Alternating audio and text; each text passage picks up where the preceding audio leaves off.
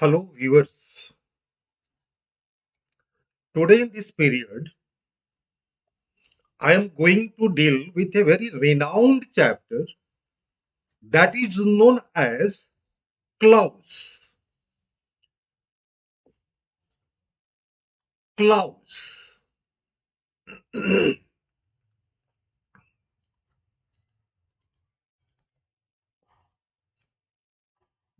ये क्लाउज कोई नई चीज नहीं है।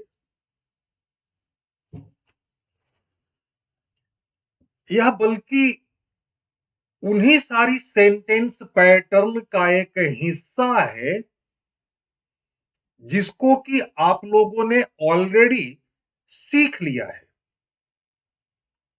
बहुत से छात्र यह महसूस करते हैं कि क्लाउज कोई अलग से एक चैप्टर है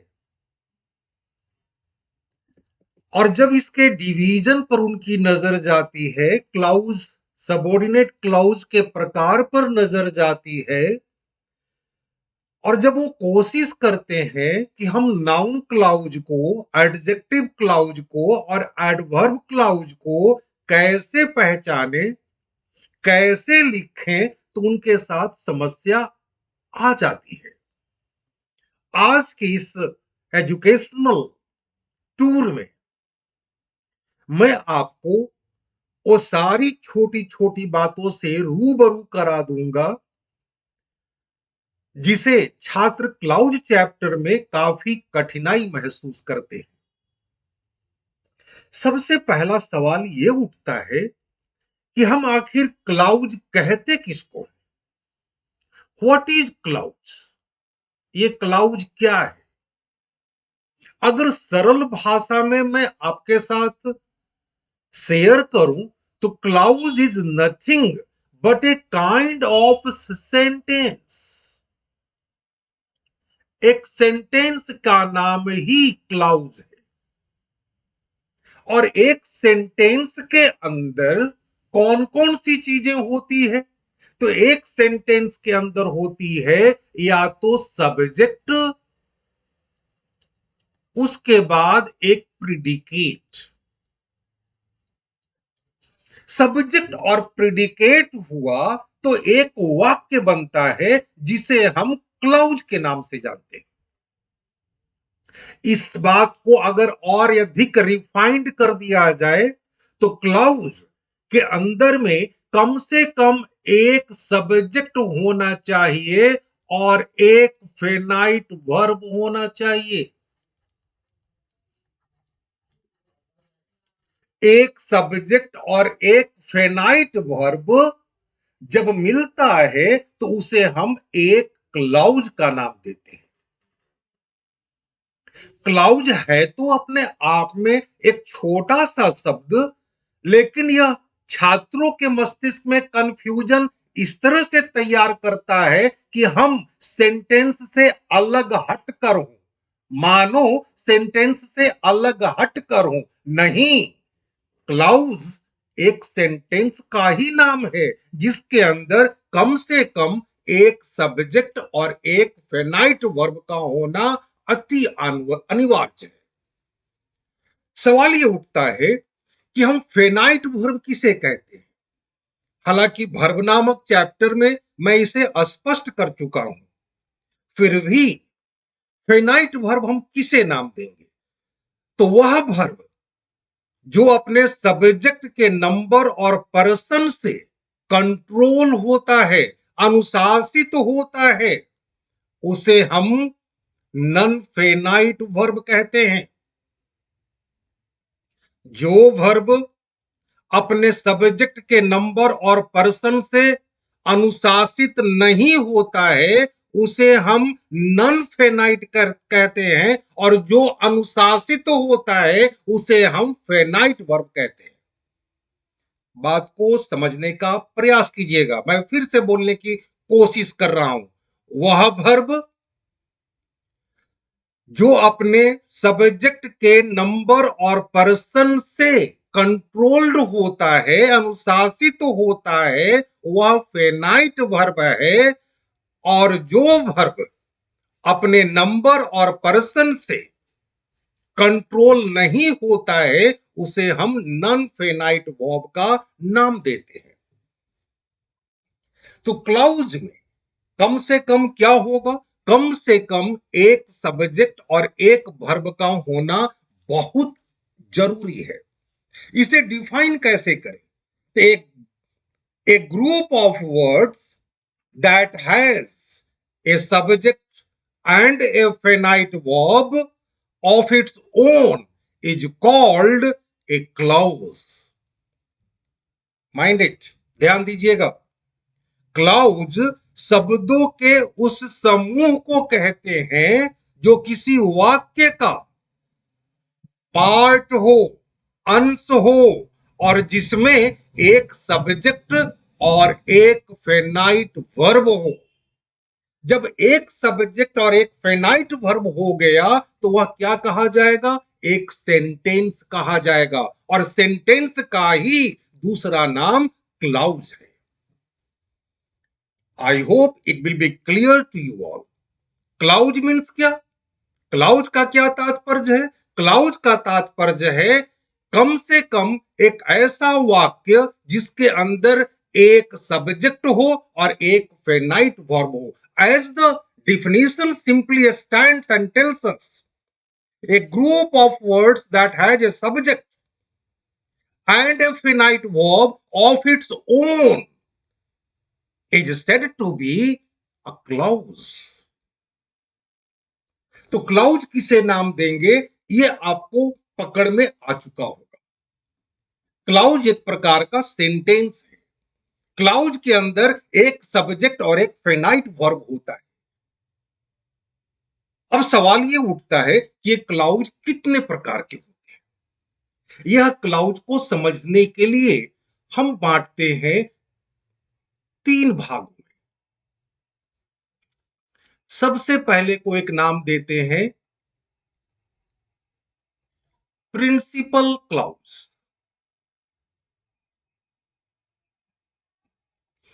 दूसरा जाना जाता है कोऑर्डिनेटिंग क्लाउज, और तीसरे को कहते हैं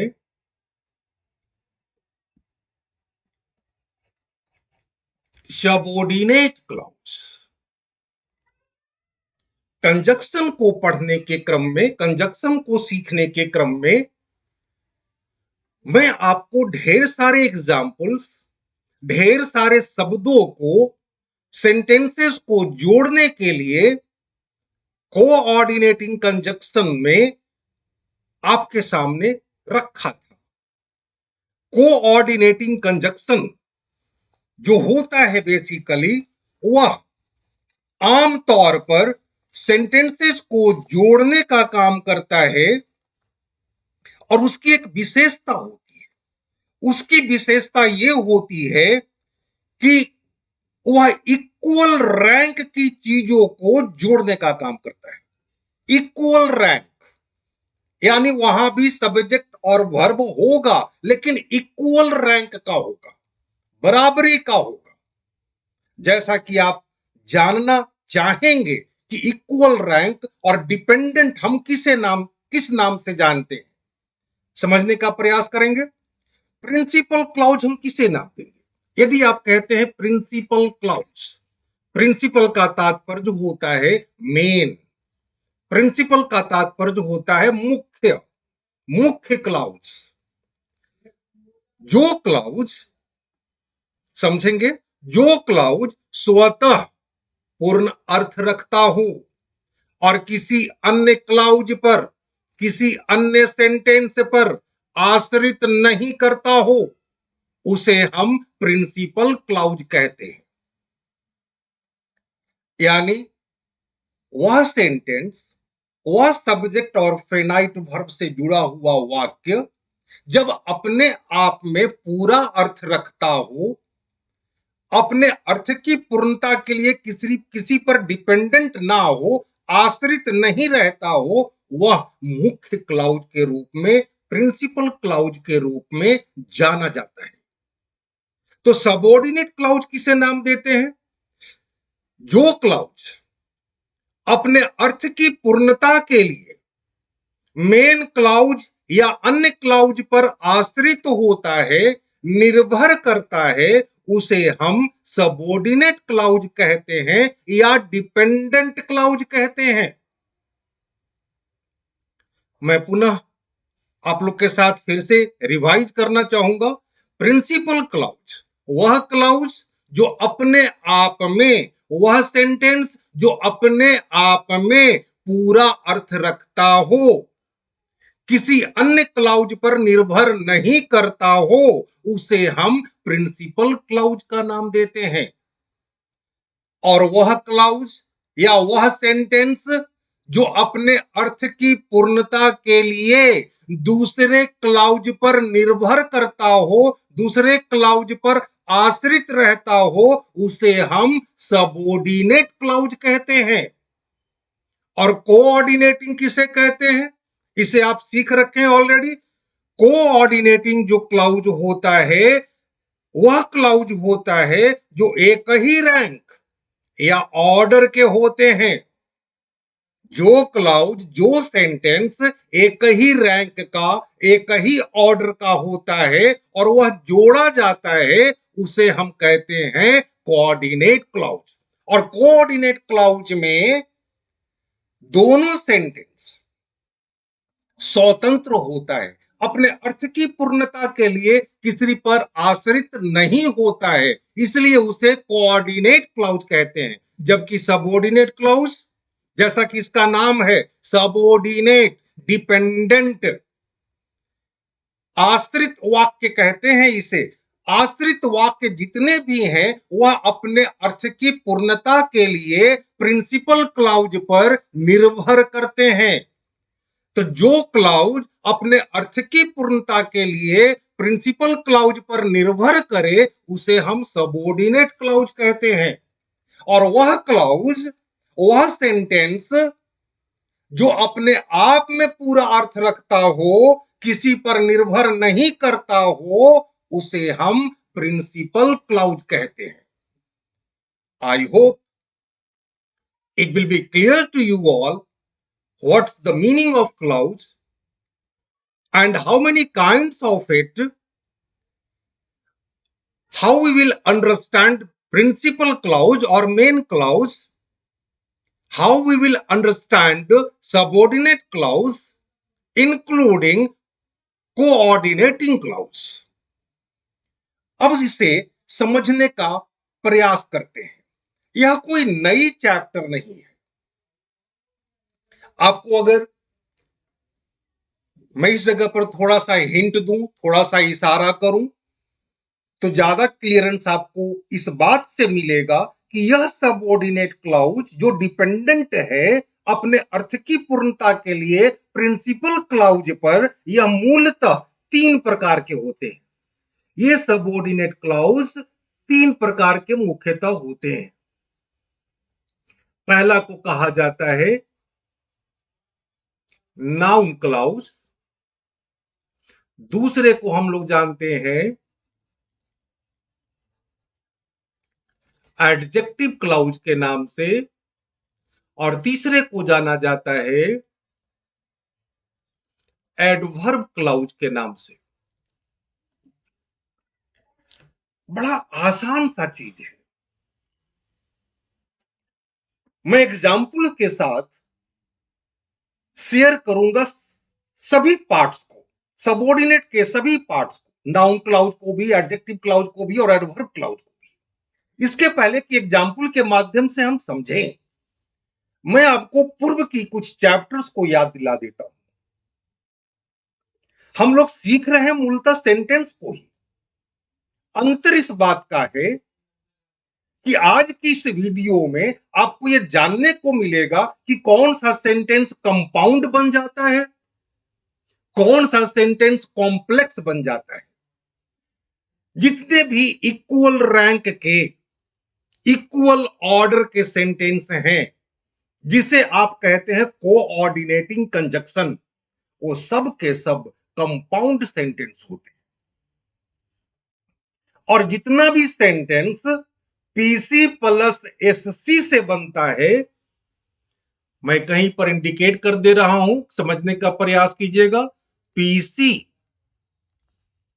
पीसी यानी प्रिंसिपल क्लाउज, पीसी के साथ यदि एससी आ गया, एससी से मेरा मतलब है सबऑर्डिनेट क्लाउज, चाहे वो नाउन क्लाउज हो, एडजेक्टिव क्लाउज हो, एडवर्ब क्लाउज हो, अगर ये दोनों जुड़ गए तो एक नया सेंटेंस का जन्म होता है और उसे हम लोग जानते हैं कॉम्प्लेक्स सेंटेंस के नाम से। कॉम्प्लेक्स सेंटेंस के नाम से, जैसे आप यदि कहते हैं God made the world and man made the town. गौर कीजिएगा, God made the world and man made the town. दोनों सेंटेंस में गॉड मेड, मैन मेड, आप देख रहे हैं कि वर्ब है, दोनों स्वतंत्र है, इक्वल रैंक का है, एंड से जुड़ा हुआ है, कोऑर्डिनेटिंग कंजक्शन है, जाहिर सी बात है कंपाउंड सेंटेंस है। लेकिन जैसे ही आप कहते हैं I saw a man who was working as an engineer, तो यह सेंटेंस दो भागों में बटा हुआ है, प्रिंसिपल क्लाउज और मेन, प्रिंसिपल क्लाउज और सबऑर्डिनेट क्लाउज के रूप में। तो यह सेंटेंस हमारा कॉम्प्लेक्स की श्रेणी में आता है। सवाल यह भी उठता है कि नाउन क्लाउज को हम कैसे पहचानें। नाउन क्लाउज को पहचानना आसान है। ध्यान देने की बात यह है कि नाउन क्लाउज को कैसे पहचाने, तो वाक्य में जो नाउन का काम करेगा उसे हम नाउन क्लाउज कहेंगे। नाउन का काम क्या है? नाउन का काम है या तो सब्जेक्ट बनना, या तो ऑब्जेक्ट बनना, या फिर कॉम्प्लीमेंट बनना। इसके वर्क को देखें और सहज रूप में पहचान लेंगे कि यह हमारा नाउन क्लाउज है। एडजेक्टिव क्लाउज को हम कैसे पहचानें? उत्तर होगा वाक्य में जो एडजेक्टिव का काम करेगा, सबऑर्डिनेट क्लाउज में जो एडजेक्टिव का काम करेगा उसे हम एडजेक्टिव क्लाउज कहेंगे। अब सवाल यह उठता है कि कैसे पहचाने, तो एडजेक्टिव का काम क्या है? एडजेक्टिव का काम है नाउन या प्रोनाउन की विशेषता बतलाना। अगर सबऑर्डिनेट क्लाउज में नाउन या प्रोनाउन की विशेषता मिल रही है तो वह कॉम्प्लेक्स सेंटेंस आपका एडजेक्टिव क्लाउज का है। और यदि आप बात करते हैं एडवर्ब क्लाउज की, तो एडवर्ब क्लाउज का वर्क क्या है? एडवर्ब क्लाउज का वर्क है वाक्य में एडवर्ब का कार्य करना। अब सवाल यह उठता है कि एडवर्ब का कार्य क्या है? आपको याद होगा एडवर्ब को पढ़ने के क्रम में 4 शब्दों से आपका परिचय कराया था। वो 4 शब्द थे हम लोग के पास, why, when, where and how. अगर ये 4 शब्द आप मस्तिष्क में रखते हैं तो एडवर्ब क्लाउज को पहचानना आपके लिए आसान हो जाएगा। ये व्हाई से क्या मिलता है हमें? व्हाई से मिलता है हमें रीजन, व्हेन से मिलता है हमें टाइम, वेयर जब कहते हैं तो इससे हमें मिलता है प्लेस, और हाउ जब कहते हैं तो इससे मिलता है मैनर। वह सारे सबऑर्डिनेट क्लाउज जिससे हमें रीजन का पता चले, टाइम का पता चले, समय का पता चले, स्थान का पता चले, या मैनर तरीका का पता चले, तो हम सहज अनुमान लगा सकते हैं कि यह हमारा एडवर्ब क्लाउज है। वाक्य में जो एडवर्ब का काम करे, और एडवर्ब का मूल काम है why, where, when and how, reason, time, place and manner. अगर सबऑर्डिनेट क्लाउज में इन चारों का बोध होता है तो वह निश्चित रूप से आपका एडवर्ब क्लाउज है। मैं फिर से बताना चाहूंगा कि आज की पीरियड में कोई नई चैप्टर नहीं है, ये सब आप सीख चुके हैं। मैं सिर्फ आपको एहसास करा रहा हूं कि ये क्लाउज नाम से एक नई चैप्टर तो बनी जरूर, लेकिन इसे आप ऑलरेडी सीख चुके हैं। आप याद करें नरेशन को। नरेशन में असर्टिव सेंटेंस में आपने देखा था कि कनेक्टिव के रूप में दैट का प्रयोग होता है और दैट के पहले एक वर्ब का होना बहुत जरूरी होता है। आपको याद भी होगा, जितना आपने नरेशन में सीखा है असर्टिव सेंटेंस को या वैसे सेंटेंस को जो दैट के पहले एक मेन वर्ब को रखता है, वह सब का सब आपका नाउन क्लाउज है। आप इसे सीख चुके हैं। यदि आप एडजेक्टिव क्लाउज की बात करते हैं तो जितने शब्दों को प्रोनाउन चैप्टर में रिलेटिव प्रोनाउन को सीखने के क्रम में आपने सीखा, रिलेटिव प्रोनाउन में शब्द थे who, which, whose, whom, that, what, such as. जितने भी रिलेटिव प्रोनाउन में आपने सीखा शब्दों को, वो सारे के सारे आपके एडजेक्टिव क्लाउज हैं। और एडवर्ब नामक चैप्टर में आपने सीखा व्हाई, वेयर, व्हेन, हाउ को। यह भी दो सेंटेंसेस को जोड़ने का काम करता है। जैसे रिलेटिव प्रोनाउन में दो सेंटेंस को जोड़ने का काम करता है ये सारे शब्द, उसी तरह से व्हाई, वेयर, व्हेन, हाउ से जितने भी सेंटेंसेस का निर्माण आपने किया रिलेटिव एडवर्ब की चैप्टर में, वो सब का सब आपका एडवर्ब क्लाउज है। यदि पूर्व की ये सारी चीजें आपकी मस्तिष्क में है तो निश्चित रूप से आपको महसूस होगा कि इस चैप्टर में कोई विशेष गम नहीं है। पूरा का पूरा नरेशन जहां पर आप कनेक्टिव के रूप में दैट का प्रयोग करते हैं और उसके पहले मेन वर्ब होता है, वह सब का सब नाउन क्लाउज। पूरा रिलेटिव प्रोनाउन एडजेक्टिव क्लाउज, पूरा का पूरा एडवर्ब में रिलेटिव एडवर्ब नामक चैप्टर, वह आपका रिलेटिव एडवर्ब। अब इनको वन बाय वन एग्जाम्पल के माध्यम से हम लोग समझने, सीखने, जानने और पहचानने का प्रयास करते हैं कि आखिर इसमें हम कैसे पहचाने कि कौन हमारा प्रिंसिपल क्लाउज है और कौन हमारा सबऑर्डिनेट क्लाउज है। आपकी जानकारी में आ चुकी है कि सबऑर्डिनेट क्लाउज बेसिकली तीन प्रकार का होता है, नाउन क्लाउज के नाम से, एडजेक्टिव क्लाउज के नाम से और एडवर्ब क्लाउज के नाम से। हम लोग सबसे पहले तोड़ने का काम करते हैं और देखते हैं नाउन क्लाउज को कि नाउन क्लाउज हमारा क्या काम करता है। गौर कीजिएगा, एग्जाम्पल्स पर गौर करेंगे सभी और समझने का प्रयास करेंगे।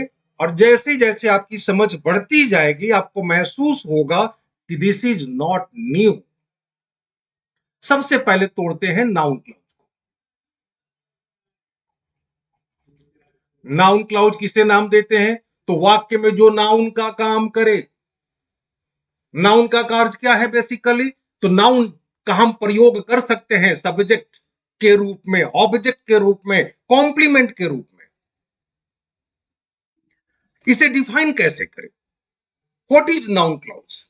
ए noun clause usually acts as the subject of a verb,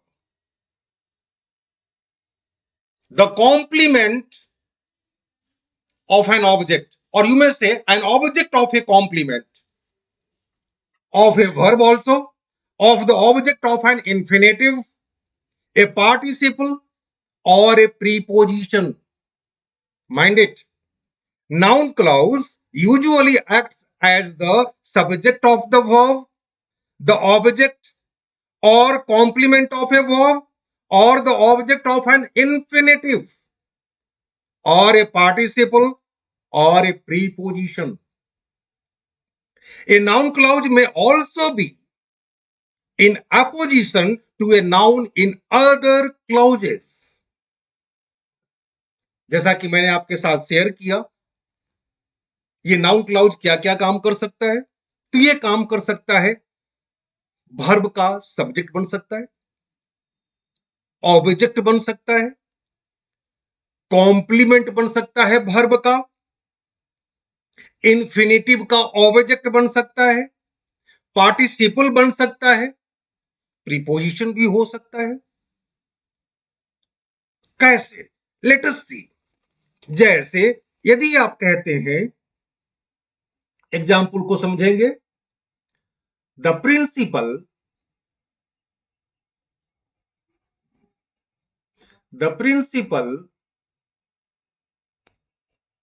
announced that Shreya had been nominated the head girl. अगर आप देखें गौर से तो बिल्कुल असर्टिव सेंटेंस का नरेशन की तरह आपको दिखेगा। द प्रिंसिपल अनाउंस्ड, ये जो सेंटेंस है द प्रिंसिपल अनाउंस्ड, जहां तक मैंने अंडरलाइन किया है इसमें एक सब्जेक्ट है और एक फेनाइट वर्ब है, अपने आप में पूरा मीनिंग रखता है, अपने आप में संपूर्ण मीनिंग को रखता है। तो ये कौन सा क्लाउज कहलाएगा? ये कहलाएगा मेन क्लाउज, यानी ये पीसी है, प्रिंसिपल क्लाउज है। लेकिन that Shreya had been nominated the head girl, ये पूरा का पूरा क्या है? तो ये पूरा का पूरा आपका एससी है, सबऑर्डिनेट क्लाउज है।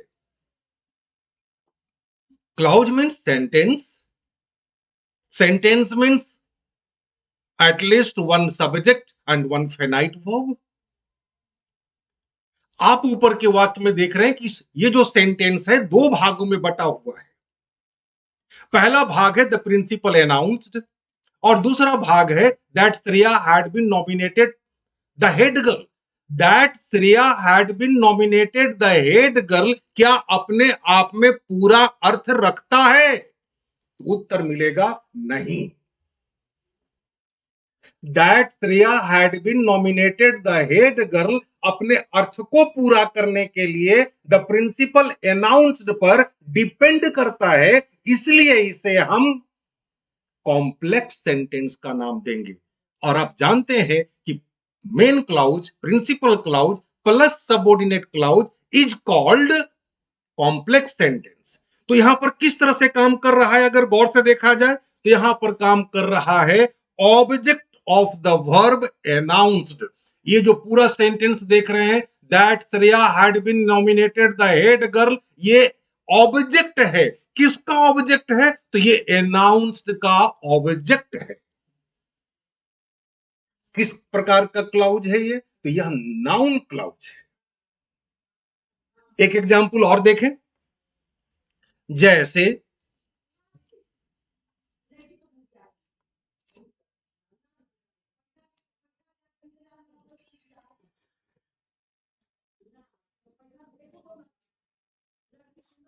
आई वॉन्ट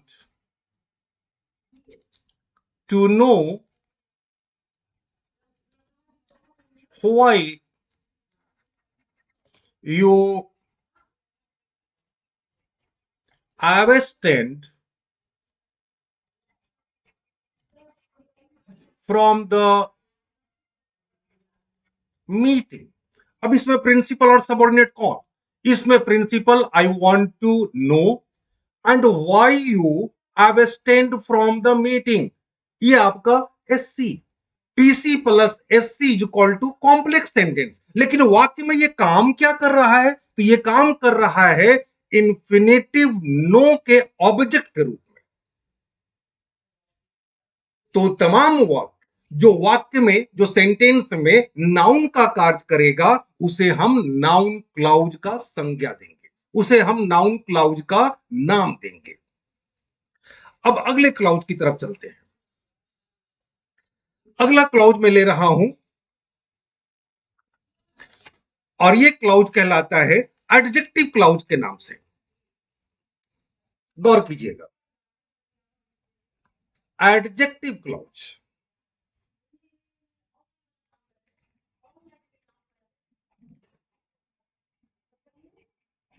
एडजेक्टिव क्लाउज किसे नाम देते हैं? तो वाक्य में जो एडजेक्टिव का काम करेगा उसे हम एडजेक्टिव क्लाउज कहते हैं। एडजेक्टिव का काम क्या है? तो एडजेक्टिव का काम है नाउन या प्रोनाउन की विशेषता को बतलाना। An adjective clause describes a noun और a pronoun. It usually answer the question which one or what kind of. Which one and what kind of is the question by which you can simply know what kind of clause is. आमतौर पर इस clause की एक विशेषता होती है कि यह नाउन या प्रोनाउन की विशेषता को बतलाने का काम करता है। जैसे एग्जाम्पल से आपको क्लियर हो जाएगा। जैसे this is the tomb, this is the tomb which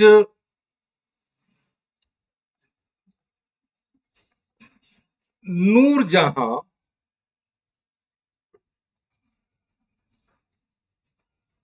built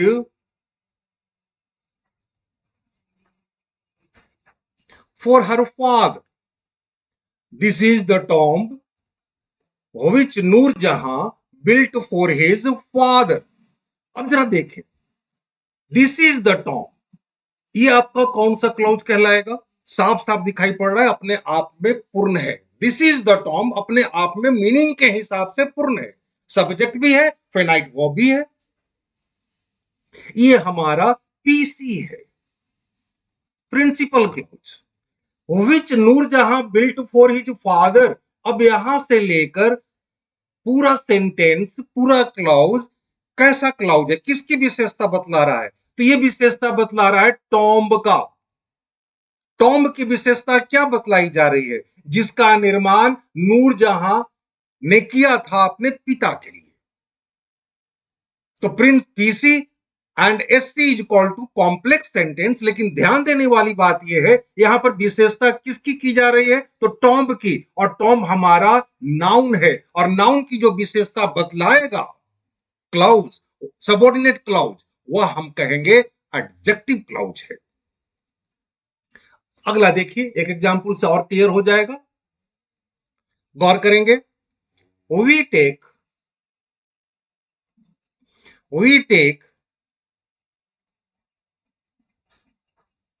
extra care of the students who are weak in studies. अब आप सहज रूप से पहचान रहे होंगे, we take extra care of the students। गौर करेंगे यहां से पूरे सेंटेंस को, सब्जेक्ट है और एक फेनाइट वर्ब है, अपने आप में पूरा मीनिंग रखता है। तो जाहिर सी बात है, इसे किस नाम से जानेंगे? पीसी। और छात्रों की एक विशेषता को बतला रहा है कि who are weak in studies. ये हमारा क्या हो गया? ये हमारा हो गया एससी। छात्रों की, क्योंकि स्टूडेंट्स क्योंकि नाउन है, इसकी विशेषता को बतलाया जा रहा है, तो हम इसे कौन सा क्लाउज का नाम से जानेंगे? तो इसे हम जानेंगे एडजेक्टिव क्लाउज के नाम से। मैं फिर से एक बार बताना चाहूंगा, जितने भी शब्दों का अध्ययन आपने रिलेटिव प्रोनाउन नामक चैप्टर में किया है, वो सब के सब लगभग एडजेक्टिव क्लाउज के नाम से जाने जाते हैं। उम्मीद है आपको सहज महसूस हो रहा होगा। अंतिम एक क्लाउज और हम लेते हैं, जिसे हम लोग जानते हैं एडवर्ब क्लाउज के नाम से। एडवर्ब क्लाउज का काम क्या? एडवर्ब क्लाउज का काम है वाक्य में एडवर्ब का काम करना, यानी वाक्य में व्हाई, वेयर, व्हेन, हाउ को बतलाना। जैसे अगर आप कहते हैं एडवर्ब क्लाउज, तो इसमें 4 चीजें बड़ी इंपॉर्टेंट मिलती है। वह है हमारा व्हाई, वेयर, व्हेन और हाउ। व्हाई से पता चलता है कारण का, व्हेन से पता चलता है टाइम का,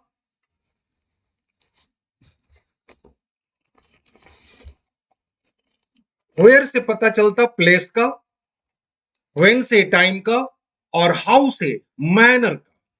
तो जहां कहीं भी आपको यह दिखाई पड़े, आपको इस बात का बोध हो कि वहां पर समय को दिखाया जा रहा है, स्थान को दिखाया जा रहा है, मैनर को दिखलाया जा रहा है, तो निश्चित रूप से, या फिर रीजन को दिखलाया जा रहा है, तो निश्चित रूप से वह आपका एडवर्ब क्लाउज होगा। जैसे एग्जाम्पल से स्पष्ट हो जाएगा ये, आपने इसे रिलेटिव एडवर्ब में भी पढ़ा है, गौर करेंगे। जैसे आप कहते हैं this is the house where I was born. अब इसमें दिस इज द हाउस आपका पीसी है, वेयर आई वॉज बोर्न आपका एससी है। आपका ये वेयर किस चीज को दिखला रहा? तो ये साफ साफ दिखला रहा है स्थान को। तो ये किस प्रकार का क्लाउज कहलाएगा? यह क्लाउज कहलाएगा एडवर्ब क्लाउज। आप समझ चुके हैं कि क्लाउज कोई नई चीज नहीं, बल्कि यह सेंटेंस का ही एक प्रकार है। जब दो इक्वल रैंक के सेंटेंस जुड़ते हैं तो कोऑर्डिनेटिंग, जिसे आप कंपाउंड के नाम से जानते हैं, जबकि अपने अर्थ को पूरा करने के लिए सबऑर्डिनेट जब प्रिंसिपल क्लाउज पर निर्भर करता है तो वह आपका कॉम्प्लेक्स सेंटेंस बन जाता है। क्योंकि इस वाक्य में स्थान की चर्चा की जा रही है, तो निश्चित रूप से यह हमारा एडवर्ब क्लाउज है। अगले को देखें, एक सेंटेंस और देखिए, दे stood up when you left the room। अब आपको सहज दिखाई पड़ रहा होगा, ये व्हेन साफ साफ बता रहा है कि मैं टाइम की चर्चा कर रहा हूं, और जो टाइम की चर्चा कर दे, स्थान की चर्चा कर दे, कारण की चर्चा कर दे, मैनर की चर्चा कर दे, निश्चित रूप से वो आपका एडवर्ब क्लाउज के नाम से जाना जाएगा, कॉम्प्लेक्स सेंटेंस कहलाएगा। एक एग्जांपल और देखें, बड़ा आसान है इसको समझना। He will succeed because he works hard। अब आप यहां गौर से देखें, he will succeed, सफलता प्राप्त करेगा, बिकॉज ही वर्क्स हार्ड, क्योंकि वह कठिन परिश्रम करता है, कठिन कार्य करता है। अब इस वाक्य में बताने की जरूरत नहीं है, वह सफलता प्राप्त करेगा, बिकॉज ही वर्क्स हार्ड। ये बिकॉज क्या बतला रहा है? जिसका अर्थ होता है क्योंकि, ये बतला रहा है आपको कारण को, रीजन को बतला रहा है, किस कारण से वो सफलता प्राप्त करेगा। तो because he works hard, this one is your SC, and he will succeed, this is your PC. And when PC and SC is combined, that becomes complex sentence. And when two sentences are joined of equal rank, that becomes a compound sentence. I hope this cloud chapter you will feel one of the easiest chapters in English. It has nothing new and attractive. Whatever the chapter you have studied before, the same I am going to present before all of you in the form of a new chapter known as clauses। इतना जानने के बाद, समझने के बाद आपको महसूस हो रहा होगा कि यह कोई नया चैप्टर नहीं है, बल्कि उन्हीं सेंटेंसेस का एक ग्रुप में एक चैप्टर बनाकर हम अध्ययन कर रहे हैं, जिसको कि हमने पूर्व में ही सीख रखा है। आज का वीडियो, एजुकेशनल वीडियो, आपको स्पष्ट करेगा कि सेंटेंसेस जब हम लिखते हैं तो हम उसमें क्या लिख रहे हैं, कंपाउंड सेंटेंस को लिख रहे हैं, सिंपल सेंटेंस को लिख रहे हैं, या कॉम्प्लेक्स सेंटेंस को लिख रहे हैं। ध्यान रहे, वैसे छात्र जिनके पास क्षमता आ जाती है कॉम्प्लेक्स सेंटेंस को लिखने का, उनके आंसर्स, उनकी बातचीत करने की शैली बहुत दमदार हो जाता है। उम्मीद है आज का ये एजुकेशनल वीडियो आपको समझने में, जानने में, पहचानने में काफी सहायता पहुंचाएगा और आप अपने अंदर एक एक्स्ट्रा स्ट्रेंथ को महसूस करेंगे। With these words, I conclude today's session, saying all of you a lot of thanks. Thank you very much.